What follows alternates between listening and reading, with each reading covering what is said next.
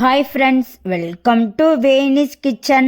நம்ம இன்றைக்கி என்ன பார்க்க போகிறோன்னா, அரைக்கீரை வச்சு தட்டை எப்படி பண்ணலான்னு நம்ம இந்த வீடியோவில் பார்க்கலாம். நல்லா மொறுன்னு இருந்துச்சு. நீங்கள் இதை ஈவினிங் டைம் டீக்கு ஸ்நாக்ஸாக வச்சு சாப்பிட்டிங்கன்னா அவ்வளோ டேஸ்ட்டாக இருக்கும். குழந்தைங்களும் விரும்பி சாப்பிடுவாங்க. அதை எப்படி பண்ணலான்னு நம்ம இந்த வீடியோவில் பார்க்கலாம். அதுக்கு ஃபஸ்ட்டு ஒரு பாத்திரத்தை எடுத்துகிட்டு அதில் 1 கப் அளவுக்கு நான் அரிசி மாவு எடுத்துக்கிறேன். அதில் கொஞ்சம் நான் பொரிகடலையே மிக்சியில் அரைச்சி எடுத்திருக்கேன். அதில் 2 ஸ்பூன் அளவுக்கு பொரிகடலை மாவு சேர்த்துக்கலாம். பொட்டுக்கடலையை தான் பொரிகடலைன்னு சொல்கிறேன். 1/2 கப் அளவுக்கு நான் அரைக்கீரை இலையை நல்லா வாஷ் பண்ணி சின்ன சின்னதாக கட் பண்ணி வச்சுருக்கேன். அதையும் சேர்த்துக்கலாம். அப்புறமா 1 ஸ்பூன் அளவுக்கு நான் வெள்ளை எள்ளு சேர்த்துக்கிறேன். அப்புறமா ஒரு 1/2 ஸ்பூன் அளவுக்கு மிளகாய்த்தூள் சேர்த்துக்கிறேன். அப்புறமா அது கூட ஒரு 1/2 ஸ்பூன் அளவுக்கு ஜீரகம், ஒரு 1/4 ஸ்பூன் அளவுக்கு ஓமம் சேர்த்துக்கிறேன். அப்புறம் கொஞ்சமாக பெருங்காயத்தூள் சேர்த்துக்கிறேன். நான் கடலைப்பருப்பை 1/2 மணி நேரம் ஊற வச்சு எடுத்துருக்கிறேன். அதில் 2 ஸ்பூன் அளவுக்கு நான் கடலைப்பருப்பை சேர்த்துக்கிறேன். அப்புறமா 1 ஸ்பூன் அளவுக்கு நான் மெல்ட்டான அன்சால்டட் பட்டர் சேர்த்துக்கிறேன். உங்ககிட்ட பட்டர் இல்லைன்னா நெய் சேர்த்துக்கோங்க. நெய்யும் இல்லைன்னா சூடான எண்ணெய் 1 ஸ்பூன் அளவுக்கு சேர்த்துக்கோங்க. அப்புறமா தேவையான அளவு உப்பு சேர்த்து நல்லா மிக்ஸ் பண்ணிக்கலாம்.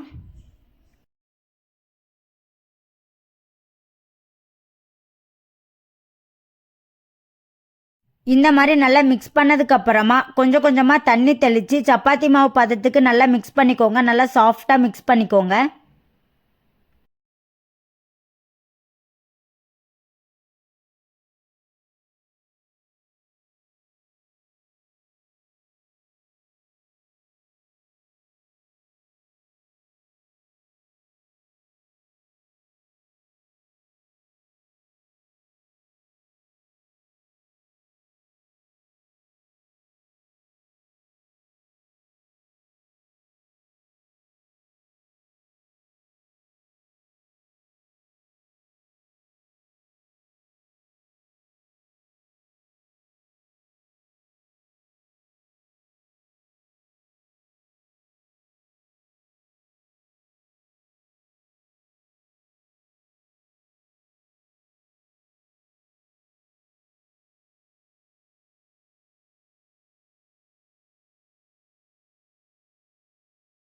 இந்த மாதிரி பதத்துக்கு மாவை நல்லா சாஃப்டாக உருட்டி எடுத்துக்கோங்க. அதுலேருந்து நான் ஒரு சின்ன உருண்டையை எடுத்து தட்டை மாதிரி தட்டி எடுத்துக்கலாம்.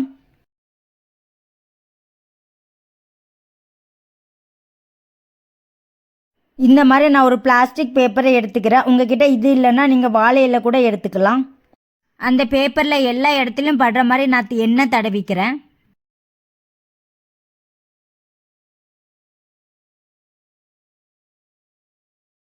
அப்புறமா நம்ம உருட்டி வச்சிருக்கிற அந்த உருண்டியை ஒரு பேப்பரில் ஓரத்தில் வச்சுட்டு அதை க்ளோஸ் பண்ணிவிட்டு ஒரு பாத்திரத்தை வச்சு நல்லா அமுக்கி விட்டுருங்க.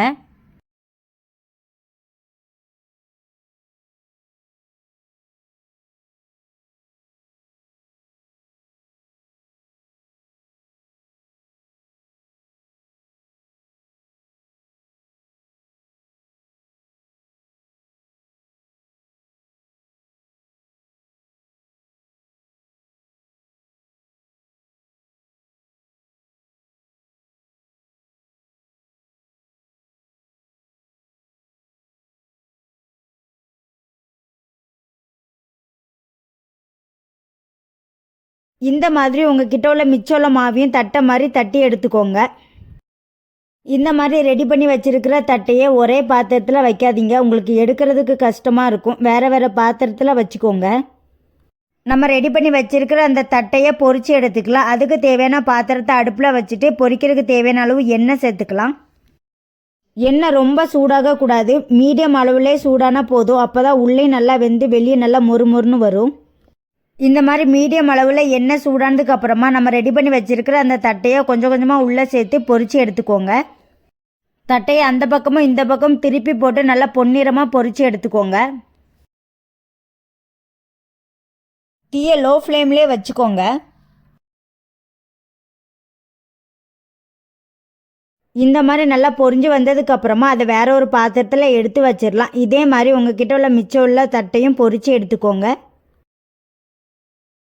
அவ்வளோதாங்க, அரைக்கீரை தட்டுவடை ரெடி ஆக்கிட்டு